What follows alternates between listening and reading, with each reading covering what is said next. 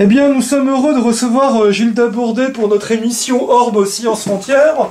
Donc Gilda, tu es un des grands spécialistes de l'ufologie américaine, et notamment de Roswell. Donc tu as d'ailleurs écrit un livre important sur la question, donc sur le crash, hein, c'est ça, le crash de Roswell? Oui, j'ai écrit un livre sur le crash de Roswell, en plusieurs versions d'ailleurs. En plusieurs versions, et je vais te poser quelques questions pour nos auditeurs. Donc, est-ce qu'on connaît la forme des ovnis qui furent retrouvés? Alors, on en a beaucoup discuté. Bon, d'abord, c'était pas des ovnis, c'était un ovni. Enfin. Un ovni, d'accord. Il y a eu, en gros, selon les meilleurs enquêteurs, il y a eu deux sites, un site tout un vaste champ de débris tout au nord, et plus près, ça c'est une information plus récente, à mi-chemin, plus près de Roswell, on a découvert un petit ovni qui avait plutôt la forme, alors on en a discuté, à mon avis, enfin, il semble que la forme la plus probable, c'est plutôt quand même une forme assez circulaire, hein. C'est un ovni relativement classique, une espèce de grosse patate si on veut. D'accord. Voilà. Parce que dans certaines illustrations, on le représente comme un planeur spatial, comme une sorte de boomerang ou de lune, un croissant de lune très allongé. Oui, alors cette forme-là a été en vogue en 94-95 suite à des descriptions faites par deux témoins qui se sont avérés être des témoins peu crédibles par la suite, Frank Kaufman et Jim Ragsdale. Alors, on a un petit peu oublié cette forme de planeur spatial. Hein. C'est très intéressant, d'accord, parce qu'il y a eu des produits dérivés, ils en ont fait des maquettes, oui, bien sûr. Et ça répand à tort, donc, une image qui est fausse. Je me souviens qu'en 95, quand je suis allé à Roswell, j'ai rencontré ces gens-là, enfin, un jeune qui faisait des modèles, des modélismes, et qui avait fait tout un modèle d'OVNI de Roswell dans cette forme-là, d'un espèce de planeur à L delta très allongé. Comme les planeurs Horten un peu. Mais, oui, mais c'est dépassé. Bien, merci Gilda, parce que c'est important de le savoir. Hein. On a retrouvé donc parmi les débris sur le site du crash, entre autres choses, des petites poutrelles qui possédaient donc des hiéroglyphes qui étaient donc gravés, je crois. Alors, oui. Y a-t-il un point commun avec d'autres hiéroglyphes vus sur d'autres ovnis comme à Rendlesham et dans d'autres affaires où comme on voit toujours des sortes d'écritures hiéroglyphiques? Pourquoi Eh bien, à ma connaissance, non, il n'y a pas d'autres exemples de hiéroglyphes comme ceux qui ont été vus. Moi, je connais là ceux qui les ont vus. Hein. C'était le fils Marcel. Jess Marcel. Jess Marcel, j'ai rencontré plusieurs fois. Et il est totalement, à mon avis, sincère et crédible. Et il a vu ces hiéroglyphes. Hein. Les petites inscriptions qui sont dans mon livre, d'ailleurs, entre autres. On peut rappeler le titre du livre. J'en ai parlé plusieurs fois. Là, c'est pas mon livre sur Roswell, mais c'est un livre plus général, mais il y a un chapitre sur Roswell. OVNI vers la fin du secret, si tu peux le montrer à la caméra, s'il te plaît. OVNI vers la fin du secret, c'est encore assez facile à trouver. D'accord. Moi, j'aime bien ce livre-là parce qu'il fait un tour d'horizon assez complet. Notamment une mise à jour du crash de Roswell. Donc je me permets de le recommander au passage. Oui. Voilà, les hiéroglyphes tels qu'ils ont été dessinés par le fils donc, du commandant Marcel, Jess Marcel. Oui, voilà. Et c'est assez spécial, c'est tout petit, hein, c'est même pas 1 centimètre de hauteur. Et on voit ici, il y a la photo de moi avec Jesse Marcel à Roswell en 2007. En 2007, d'accord. Il est mort il y a 1 an ou 2, hein, Jesse Marcel. Ah, d'accord. Et il a absolument confirmé, Oui. il a même écrit un livre sur son père, il confirme absolument toute cette histoire. Et bon, on a vu des dessins sur ce site de Rendlesham en Grande-Bretagne en décembre 80. C'est un sous-officier qui a pu s'approcher de près avec son collègue et qui a même relevé des dessins sur son calepin. Ils sont un peu différents. Ils sont différents, d'accord. Ouais, c'est quand même pas pareil. Mais ce qui peut frapper dans ces affaires, c'est que ces créatures, ces extraterrestres, entre guillemets, donc, auraient une écriture, au fond, telle qu'on a pu en connaître dans de vieilles civilisations, comme l'Égypte ancienne, ou les Mayas, ou d'autres cultures. Oui, ça fait penser un peu et ça fait un peu, à la fois, on va dire, ça fait un peu archaïque par rapport à l'écriture alphabétique, mais est-ce que vraiment il s'agit d'écriture? Est-ce que c'est pas nous qui décodons cela comme une écriture? Peut-être ça n'a rien à voir. Si, ce sont des inscriptions. Ce sont des inscriptions, oui. Si, ce sont bon, il y a probablement des chiffres et des lettres. Hein. Il y a des inscriptions sur des poutrelles. Ça a des inscriptions très techniques sur les poutrelles en question. Et vous savez que bien mieux que moi que les sceptiques ont attaqué cette histoire de hiéroglyphes en disant que c'était du balsa décoré d'un scotch, ça me fait rire, hein, avec des petits motifs de petites fleurs. C'est de la rigolade, on nous prend pour des idiots, on nous prend vraiment pour des cons. Là. Oui, voilà, on va dire le mot. Voilà, tout à fait. Dire ça. Oui, c'est idiot. C'est idiot comme théorie. D'accord. Alors, une autre question qui nous est posée par un auditeur. Pensez-vous que l'affaire de Roswell est le point de départ du cover-up sur les ovnis, ou celui-ci remonte-t-il aux Foo Fighters, vus par les pilotes et équipages de bombardiers américains dès 1944, voire 1943? Oui, il y a de bonnes raisons de penser, même si quasiment certain, qu'il y avait déjà des dossiers secrets sur les ovnis dès les années 40. Oui.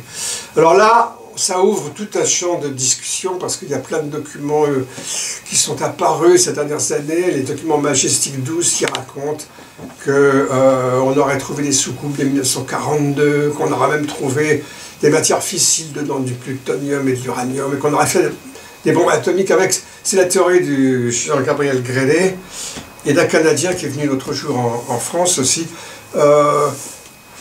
Non, je ne crois pas beaucoup à cette histoire, personnellement, parce que ça repose sur quelques documents qui sont interprétés assez abusivement et qui eux-mêmes, ces documents sont très controversés, on ne sait pas d'où ils sortent, ces documents. Donc, il faut se méfier beaucoup parce qu'il y a des histoires fausses, ce que les Cometa avaient justement appelé la désinformation amplifiante.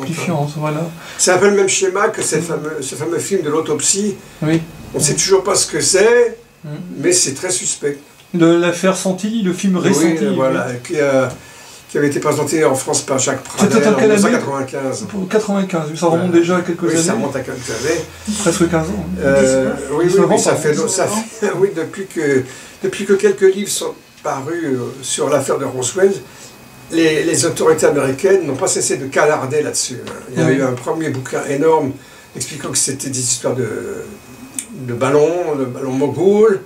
1995, puis en 1997, le Pentagone a refait un deuxième livre expliquant que les gens qui avaient vu des cadavres, en réalité, ils avaient vu des mannequins en bois pour essayer de parachutes, qui ont eu lieu dans les années 50. C'était une rigolade, en 1997. Ça. Et je crois que la dernière élucubration sur Roswell, je l'ai vu sur votre blog, c'est une dame qui dit que c'est Staline ou je ne sais plus quoi.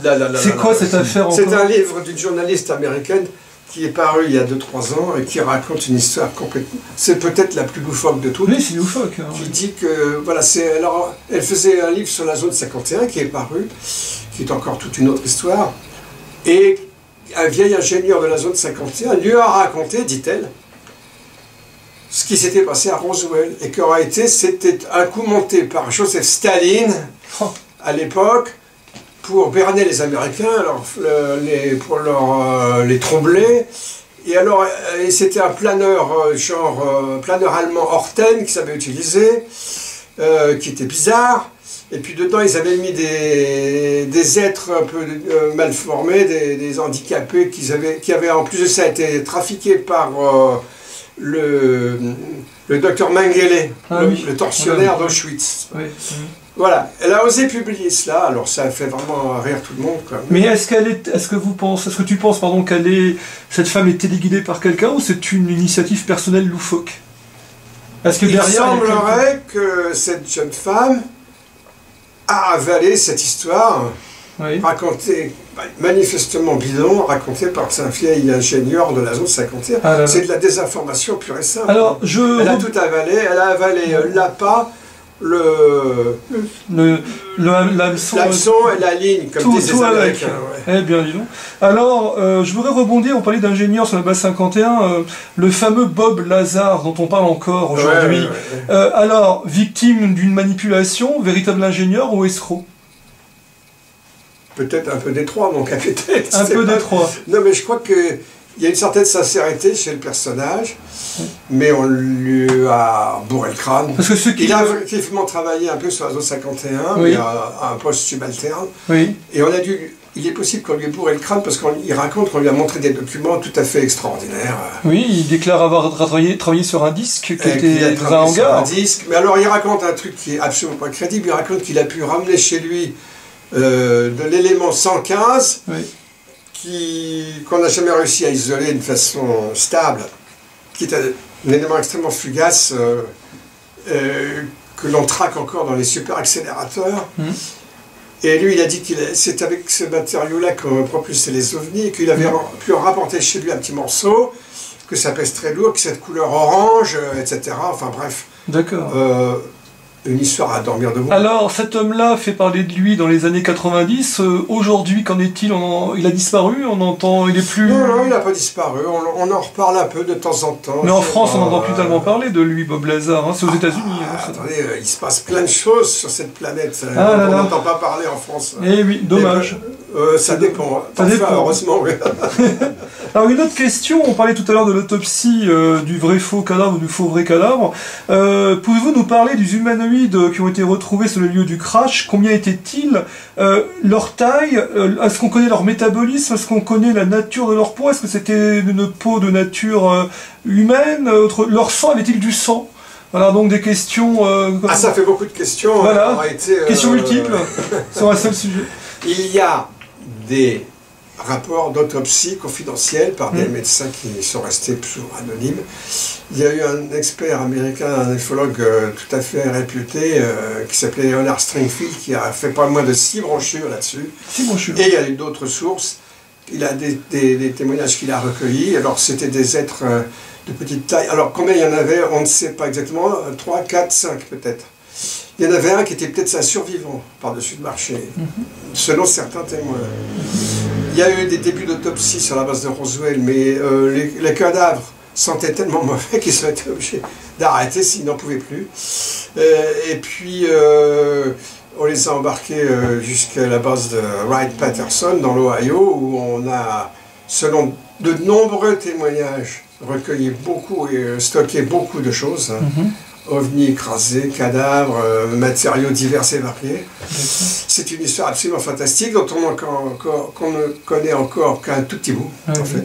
Mais il y a des témoignages. Est-ce qu'il y avait un de ces humanoïdes encore vivant ou ils étaient tous morts? Il y en avait peut-être un encore vivant. Et est-ce qu'on sait s'il a pu communiquer? On ne sait pas. Alors, il y a plusieurs histoires là-dedans. Il y a celle de Roswell, donc peut-être un survivant, mais qui n'a pas survécu très longtemps. Et puis... il y a une autre histoire d'extraterrestres qui auraient été gardés en pension, si on peut dire, mais cette fois à Los Alamos, et qui auraient pu avoir des échanges de très haut niveau. On aurait fait venir des scientifiques de très haut niveau, du genre Oppenheimer, pour essayer d'entrer en dialogue avec cet extraterrestre, lequel aurait été échangé sur la base de Holoman en 1962. Alors ça nous emmène encore très loin, c'est tout un énorme chapitre. Je vois ça, oui, Holoman. Mais au Nouveau-Mexique. Ces faits sont avérés par des documents, par des témoins de première main Ah oui, il y a quand même quelques témoignages. Quelques témoignages solides. Ils ne sont pas nombreux, mais il y en a. Il y en a. Les Français qui ont vu, qui s'intéressent beaucoup aux ovnis, se rappellent peut-être d'un film qui s'appelait OVNI, le secret américain, qui a été divulgué sur Antenne 2, sur France 2, au début des années 2000. Et à la fin du film, ils ont interviewé l'ancienne assistante de l'astronome Anne Hynek, qui s'appelait Jenny Zeidman et qui était à la retraite à ce moment-là, et qui a raconté qu'un jour elle a eu un bref échange avec son patron qu'elle aimait beaucoup, où elle lui a posé la question par écrit à l'occasion d'une réunion, qu'en est-il de ces histoires de contact extraterrestre? Et elle dit qu'il lui a répondu, griffonné sur un bout de papier qu'elle a mémorisé, oui, peut-être en 1962, et sur la base de Holloman, source Air Force. D'accord, donc voilà. C'est quand même intéressant. Oui, mais c'est un témoignage, il y en a d'autres. Un témoignage, oui. Alors, je me souviens de quand j'étais jeune, j'ai lu comme d'autres Français le petit livre là, qui s'appelle La vérité sur les soucoupes volantes de Frank Scully, qui a été publié en 1954. Ouais. J'ai lu ça dans les années 52, pardon, dans les années 70. Donc, il parle dans ce livre. Je parle de tout ça. Non mais j'en parle pour nos auditeurs, justement, pour en parler un petit peu. Parce que je trouve ça intéressant. Scully parle d'un certain Newton qu'il avait informé, Silas Newton, d'un crash. Mais alors, est-ce qu'il parlait de ce crash de Roswell ou ça n'avait rien à voir? C'est une coïncidence. C'est une coïncidence, c'est pas la même chose. Il y avait d'autres crashs.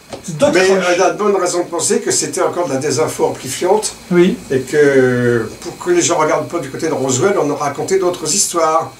Ah, voilà. Et puis Silas Newton, on sait que c'était un escroc. C'était pas du tout un scientifique. C'était un escroc qui s'intéressait aux ovnis. Non, c'était pas du tout un scientifique. Oui, d'accord. Et donc, c'est assez suspect, mais il y a peut-être une part de vrai aussi là-dedans. D'accord.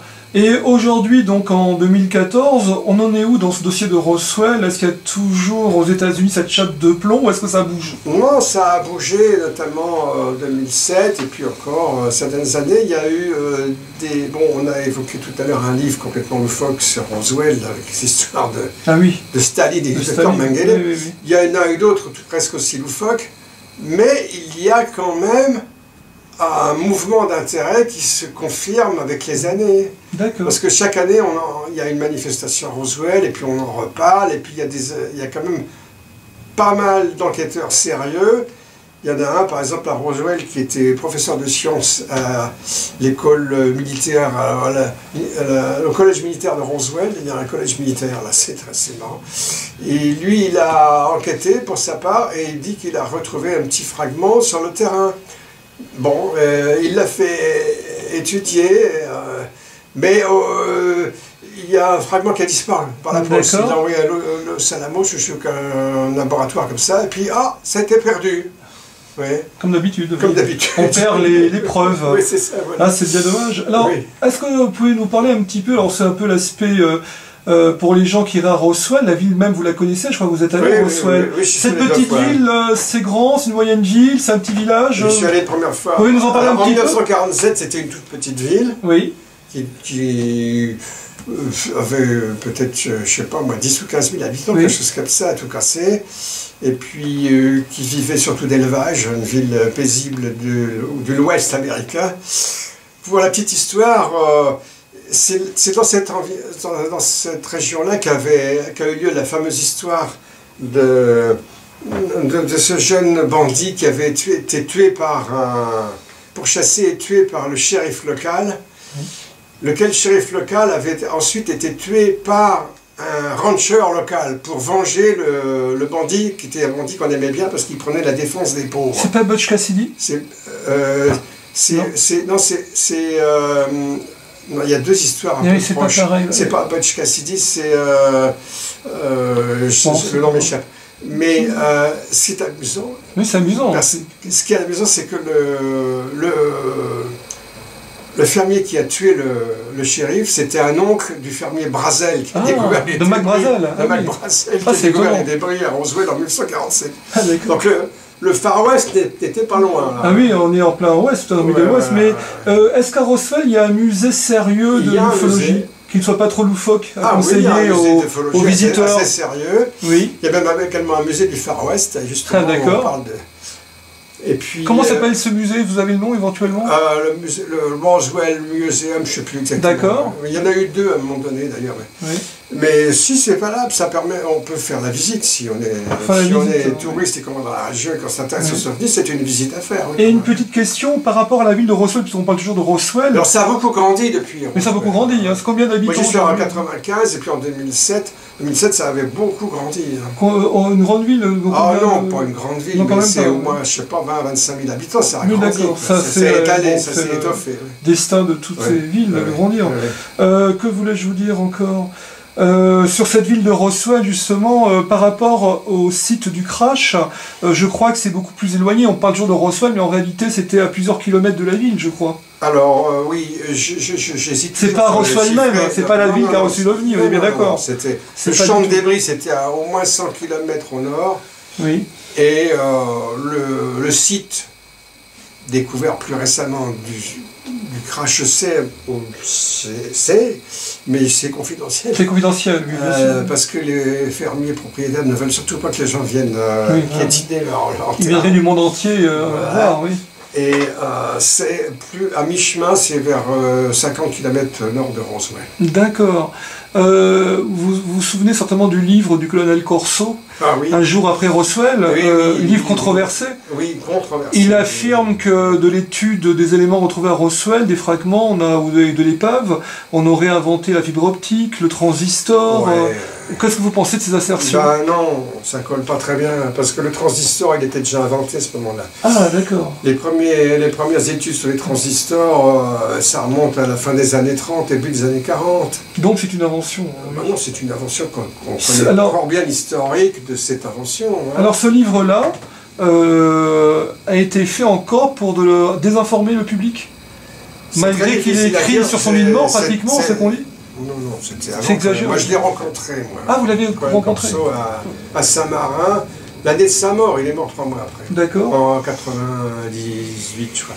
Oui. Et c'était quelqu'un de... quand même, qui était encore... qui semblait crédible. Il était venu avec sa belle-fille et ses enfants. Il y avait une grande table, et j'étais à cette table. C'était très sérieux. Les enfants étaient...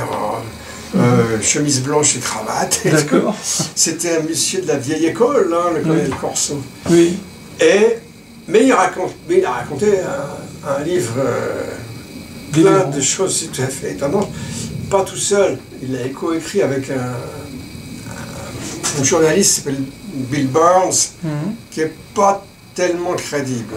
Entre parenthèses, qui en a rajouté une couche. Enfin, tout ça, c'est terriblement compliqué. C'est compliqué. C'est comme tout récemment, il y a encore un énième ingénieur qui aurait travaillé chez Lockheed, vous avez peut-être vu sur Internet, qui montre des photos, là, des grilles, soi-disant. J'ai vu ça. Encore un énième avant de mourir, encore la même chose, avant de mourir. Oui, j'ai vu ça. C'est un peu le même genre. Mais c'est pas très très crédible. C'est une trame qui revient régulièrement, ça. Ces aveux avant de mourir extraordinaires. J'ai pas d'opinion arrêtée là-dessus.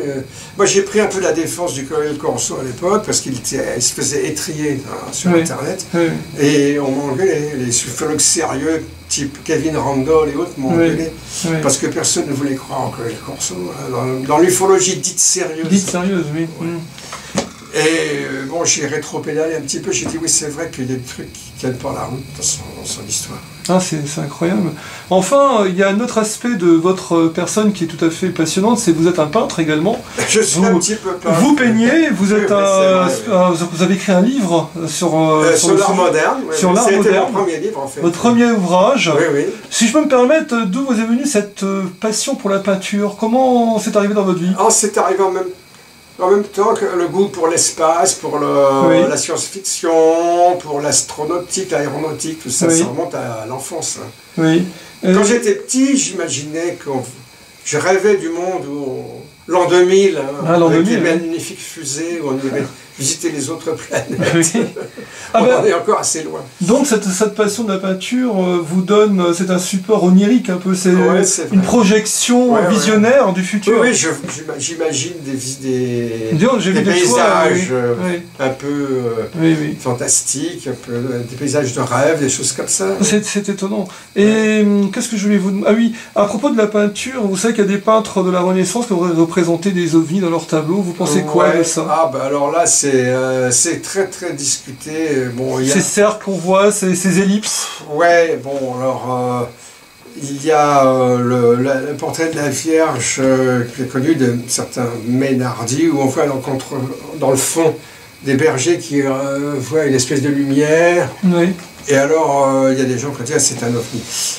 Malheureusement, c'est un thème classique dans l'iconographie chrétienne, c'est les bergers qui voient apparaître un ange. D'accord. Mais, c'est quoi tous ces anges qu'on a vu apparaître? Oui, voilà, c'est ça, on en revient toujours au même problème. Donc Oui. on tourne un petit peu en rond. C'était quoi ces anges lumineux qui apparaissaient partout, hein? Oui, oui, oui. Voilà. Qui s'étaient invités chez Abraham, qui leur avait servi à manger. Oui, les trois là, les trois anges. Les trois anges qui visitent d'apparence humaine. D'apparence humaine. Qu'est-ce que c'est que ces histoires, hein? Oui, on n'en sait trop rien. On n'en sait trop rien. Oui. Voilà. Et vous pensez aussi, là vous faites penser à la théorie des anciens astronautes, vous pensez que la Terre a déjà été visitée? Oui, moi j'y crois, moi je suis assez convaincu qu'il y a eu des visites anciennes. Oui. Parce que l'ufologie, ça a des racines très profondes. Parce que dans notre jeunesse, on en parlait avec un auditeur là tout à l'heure, dans les années 70, il y avait les écrits d'Eric von Däniken, qui a écrit L'Or des Dieux, qui a écrit... Il a fait un travail de vulgarisation assez époustouflant. Mais il a été très critiqué. Son premier livre, au départ, avait fut un départ très poussif. Il avait du mal à trouver un éditeur qui avait... dit ouais, je vais faire un tirage à 3000, finalement il s'en est vendu plutôt 3 millions. Oui, il a eu le mérite, je crois, d'aller sur les sites. Non, il n'est pas resté chez lui. Il est allé sur des sites. Alors il a ce mérite-là, von Däniken, sur les histoires de visiteurs anciens, mais par contre, il a toujours une attitude sceptique sur les ovnis. Ah bon? Ah oui. Tiens donc, c'est-à-dire il ne pense... on le sait moins ça. Ah, c'est-à-dire il pense que ça n'existe pas? Il n'a pas de phénomène ovni. Professé cela pendant des années. Ah bon? Où en est-il aujourd'hui? Je ne sais pas. Faudrait c'est intéressant. C'est-à-dire qu'il pensait qu'il y a eu des visiteurs dans le passé et que ça s'est arrêté là. Les ovnis c'était du pipeau, voilà, c'est ça, il n'y croyait pas. Ah, ça c'est paradoxal. Hein. Oui, mais ça peut très bien s'expliquer par un souci d'être quand même un peu crédible à une époque où les soucoupes volantes étaient considérées comme des histoires à dormir debout. D'accord. Et pensez-vous que, puisque votre livre s'appelle Vers la fin du secret, pensez-vous qu'on va vraiment vers un jour une divulgation officielle, une révélation officielle, ou vraiment c'est une chimère et que dans 60 ans on sera encore là? Qu'est-ce que vous en pensez? Non, ça ne va pas durer 60 ans, mais ça pourrait bien durer encore un certain nombre d'années. Ça va s'ouvrir. Oui, ça s'ouvre dans le monde entier. Au Chili? À tel point que, oui, voilà, en Amérique du Sud, au Pérou. En fait, les gens de plus en plus disent mais l'attitude des Américains est très bizarre parce qu'ils sont quasiment le dernier grand pays à nier officiellement les ovnis. La plupart des autres pays admettent, même le Japon, les Russes, les Chinois, les Japonais, ils ont fait un musée des ovnis et de l'espace au Japon il y a des années déjà. Ah bon, il y a un musée des ovnis à Tokyo? Non, sur la côte ouest. Sur la côte ouest, ça c'est étonnant. Hein. Est-il vrai qu'au Japon, les militaires américains, ou les pompiers, je ne sais... Non, pardon, les pompiers japonais ont des manuels pour faire face... Ah, c'est les Américains. Alors ça c'est typiquement américain, ça. C'est qu'il y a une négation officielle, mais qui en fait c'est une négation du Pentagone, des militaires. Hein, parce que les gouvernements successifs se distinguent nettement. Même le FBI, il a pris ses distances. Le FBI a publié 1600 pages déjà des années. Le document sur les ovnis, il y avait quelque chose comme ça, comme étude de eux c'est eux et nous c'est nous on ne veut pas trop se mouiller là-dedans. D'accord. Et aux États-Unis, il y a par exemple ce manuel quasi officiel des pompiers où il y a un chapitre sur les ovnis où on leur dit attention, ne vous approchez pas trop des ovnis. Ah, c'est paradoxal encore. D'un côté une négation, de l'autre. Ça n'existe pas, mais ne venez pas trop près. Oui, ça montre bien qu'il y a une hypocrisie, il y a une hypocrisie manifeste. Et j'aurais voulu, pour terminer, vous nous parliez d'une affaire qui a toujours été assez fascinante, c'est Kelly Hopkinsville, avec cette affaire, vous savez, d'espèces de grands lutins grotesques. Alors l'affaire de Hopkinsville... En quelle année, etc. C'est dans les années 50. Oui. Malheureusement, c'est quand même une histoire très controversée. Ah bon? On se demande si c'est pas un canular, en fait. L'histoire d'un hibou, non? Canular, carrément, parce qu'il y avait des sceptiques qui avaient dit que les témoins avaient pris des hiboux dans les arbres pour les créatures. Parce qu'il y avait une créature dans un arbre qui flottait, qui avait été tirée au fusil, et qui s'est mis à flotter un peu comme ça. Je ne sais pas. Non. Alors non. là, j'avoue que... Mais ça a été controversé. Aujourd'hui, c'est très... L'histoire des petits hommes verts avec des grandes oreilles de Kelly Hopkinsville, ça craint. Hein. Ça craint. C'est peut-être un canular. Quoi. Quand même, hein. Donc là, c'est dommage. Il faut se méfier. Il y a beaucoup de canulars, il y a beaucoup d'impostures, il y a beaucoup de... Oui. Dans ce domaine. Hein. Et puis des gens qui font du pognon avec. Ça rappelle, dans les années, je relisais dans des vieilles revues du GEPA, hein, le groupement d'études des phénomènes, c'était déjà aérospatiaux, là, de René Fouéré. Il expliquait dans un de ses fascicules qu'il fallait faire attention aux témoignages, que tous les témoignages n'étaient pas à prendre à la lettre, loin de là, et qu'on a des gens toujours malhonnêtes, qui sont là pour soit parler d'eux, soit rigoler. Il y en a toujours eu, il y en aura toujours. Hein. Et ça, c'est difficilement détectable. C'est ça le problème, c'est difficile. Il faut se méfier. Faut se méfier, il faut être prudent. Il faut recouper. Il faut recouper, voilà. Ouais. Et que pensez-vous également justement du fait que pour qu'un témoignage soit crédible, il faut qu'une corrélation radar, pilote et au sol. Vous ne pensez pas que c'est un peu trop sévère? Bon, ouais, c'est quand même assez sévère. Ça, c'est qui? Si j'ai oublié qui ça, c'est... je sais pas. C'est pas le GEPAN ou... Oui, disons que... On leur donne des notes en fonction de ça. La crédibilité voilà, d'un témoignage. Oui, c'est vrai que... Bon, d'accord. Bon, ben, écoutez, je vous remercie beaucoup de votre gentillesse. Voilà. Et puis à bientôt. Voilà, merci. Merci.